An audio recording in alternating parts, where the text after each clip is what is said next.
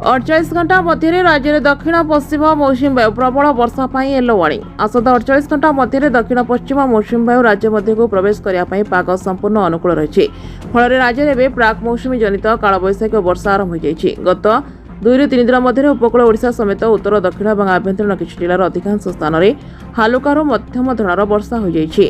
आसंता 23 और 24 तारिख राज्यर अधाधिक जिले में प्रबल अति प्रबल वर्षा होबार संभावना रही भारतीय पाणीपाग विभाग भुवनेश्वर स्थित आंचलिक पाणीपाग विज्ञान केन्द्र पक्षर आकलन कर केन्दुझर मयूरभंज बालेश्वर भद्रक जाजपुर ढेंकानाल अनुगुल कटक नयागढ़ बौद्ध गंजाम कंधमाल कलाहांडी और नवरंगपुर प्रभृति 17टी जिलार केतेक स्थान में कालबैशाखी सहित घूर्णिझड़ किंबा वज्रपात होबार संभावना रही भारतीय पाणीपाग विभाग पक्षर सूचना दी जाएगी। यह व्यतीत मयूरभंज केन्दुझर कलाहांडी कंधमाल नवरंगपुर और कोरापुट प्रभृति 6टी जिलार केतेक स्थान में कालबैशाखी सहित झड़ वर्षा किंबा वज्रपात होबार संभावना रही।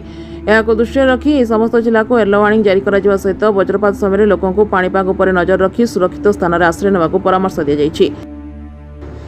एही समय मध्य ट्विन सिटी भुवनेश्वर और कटक और आखपाख अंचल अपराह्न किंबा संध्यारे वर्षा किंबा वज्रपात होबार संभावना रही। अन्यपटे जून 22 रे पश्चिम ओडिशार सुंदरगढ़ झारसुगुड़ा संबलपुर और बरगढ़ प्रभृति 4टी जिलार दिन में तापमात्रा साधारण अधिक रही भुवनेश्वर आंचलिक पाणीपाग विभाग पक्षर सूचना रही।